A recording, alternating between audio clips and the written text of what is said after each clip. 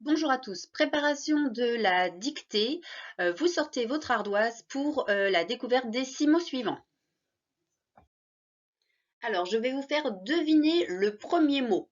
Le premier mot, c'est un nom masculin de la même famille que les verbes centrer ou centraliser. Quel peut être ce nom de la même famille que centrer ou centraliser? Un nom masculin. Si vous l'avez trouvé, donc vous l'écrivez sur votre ardoise et on va regarder ensemble. Il s'agit du centre, le centre d'un cercle, le centre de la Terre, ou au pluriel des centres commerciaux, donc au pluriel ici il prend un S. C'est un mot de la même famille que central, avec un E au féminin ou sans E au masculin, qui se construit donc comme frontal.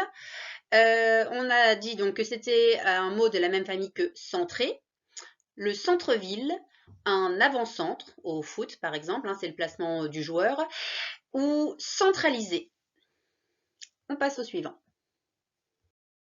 Ah oui, si vous ne l'avez pas trouvé ou si vous l'avez mal écrit, vous le réécrivez. C-E-N-T-R-E, le centre. Alors, le deuxième mot, c'est un nom également, un nom féminin. Je vous donne deux mots de la même famille pour essayer de trouver ce nom. Donc, c'est un mot de la même famille que griffer ou une griffure. Les félins en ont des traits pointus. Alors, je vous laisse écrire ce nom féminin et on corrige. C'était une griffe. Attention, G-R-I-2-F-E. Une griffe pointue. Là, l'adjectif prend un E puisqu'il s'accorde avec le nom féminin, une griffe. Un coup de griffe. Les griffes du chat. Donc ici, griffe prend un S puisqu'il y en a plusieurs. Je vous avais dit, les félins. Le chat fait partie de la famille des félins, donc ils ont souvent des griffes pointues. Et donc c'est un mot de la même famille que le verbe griffer ou une griffure. Griffure, donc un mot qui est construit avec le suffixe ure. On passe au suivant. Alors le mot suivant, donc c'est un nom masculin.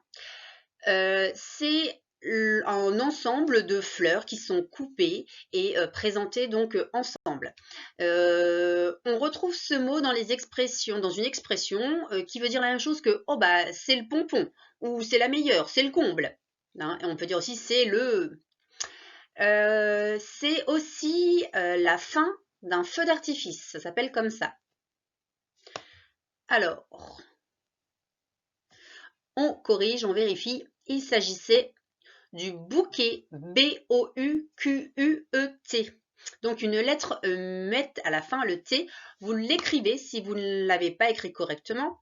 Donc un bouquet de roses, des bouquets de feux d'artifice, c'est-à-dire à la fin, le bouquet final, c'est quand il y a des feux d'artifice de toutes les couleurs, beaucoup d'un coup, dans tous les sens, donc c'est le bouquet final.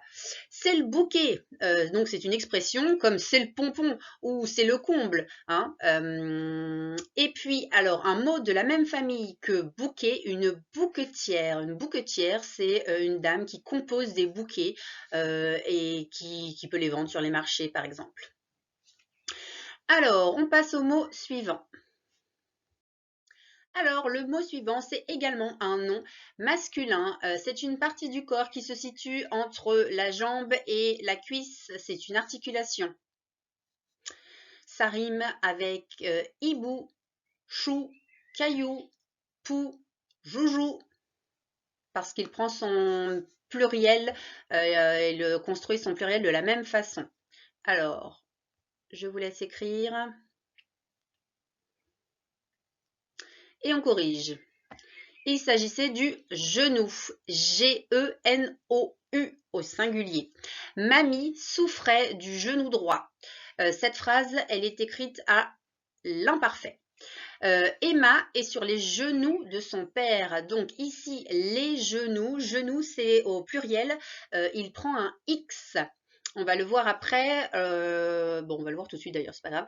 Les genoux, donc un X comme hibou, pou, bijou, joujou, caillou, chou.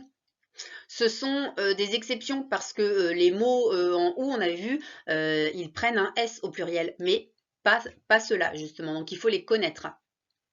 Et donc un mot de la même famille que genou, on a une genouillère, hein, les genouillères que l'on mettait sur les genoux pour se protéger au roller par exemple. On passe au suivant. Alors, le mot suivant, c'est un verbe synonyme de construire. C'est un mot de la même famille que un fabricant ou une fabricante. Donc, il s'agit du verbe,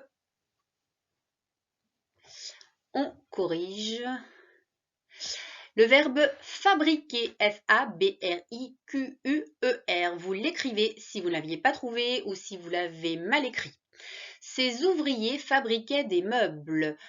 Ici, cette phrase, elle est conjuguée à l'imparfait. J'ai la terminaison A-I-E-N-T, puisque ces ouvriers, je peux le remplacer par le pronom il au pluriel.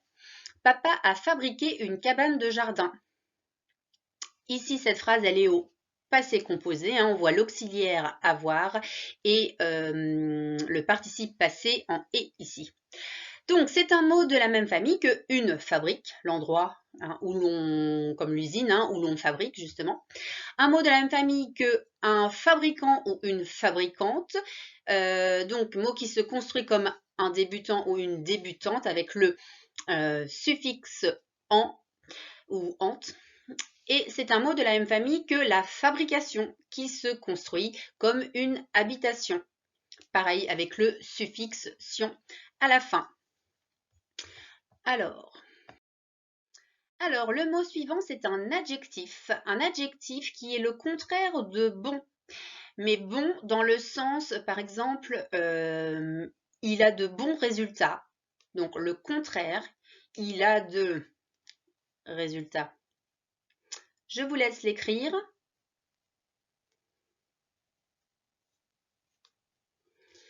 Et on corrige. Il s'agit de l'adjectif mauvais, M-A-U-V-A-I-S. Vous le réécrivez si vous l'avez mal écrit ou si vous ne l'avez pas trouvé. Donc, un mauvais temps, des mauvais résultats. Donc, mauvais, ici, au pluriel, il ne change pas, il a déjà un S, il conserve son S. Résultat, par contre, là, s'accorde puisque c'est le nom et il y en a plusieurs. Une mauvaise plaisanterie. Par contre, au féminin, il prend un E. Des mauvaises nouvelles. Donc là, féminin plus pluriel. Donc, il prend un E et un S. Il faisait toujours mauvais. Donc, quand on dit il faisait toujours mauvais, on parle du temps qu'il faisait. Hein, donc, il pleuvait ou voilà, il faisait toujours mauvais. Alors, pour finir, je vous donne une phrase donc, que vous pouvez soit écrire sur votre ardoise, soit sur votre cahier. Si vous avez déjà mis la date, vous sautez juste une ligne. Alors, c'est parti. Il avait de mauvais genoux pour les marches difficiles. Il avait de mauvais genoux pour les marches difficiles. Alors attention, il y a beaucoup de groupes nominaux qui s'accordent ici. Il avait de mauvais genoux pour les marches difficiles.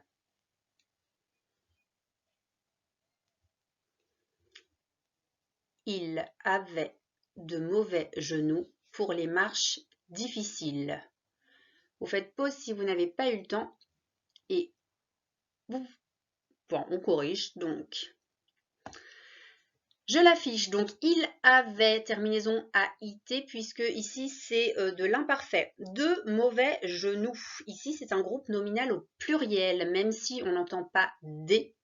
Ici il y a plusieurs hein, de mauvais genoux, on parle des deux genoux.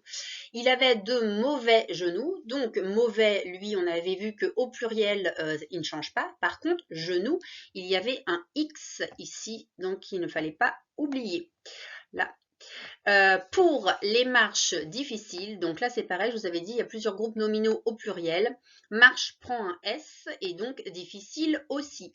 Attention, difficile, 2F, D-I, 2F, I-C-I-L-E. Et là avec un S puisque ça s'accorde. Vous faites pause pour corriger et donc on passe à la suite. Alors, je vous remets la liste des 6 premiers mots que l'on a vus mardi. Vous relisez ces mots, vous relisez aussi les petites définitions, enfin les petites explications qui vont avec. Vous pouvez aussi vous entraîner hein, à réécrire ces mots, à les épeler, à les cacher et les réécrire sur l'ardoise. Voilà, pour vous les mettre dans la tête. Vous faites pause donc. Pareil, je vous remets donc la deuxième liste. Vous relisez donc tous ces mots et les petites explications en dessous. Et pareil, vous pouvez éventuellement aussi les réécrire ou vous entraîner à les mémoriser. Voilà, on s'arrête là pour aujourd'hui et donc on continue notre entraînement demain.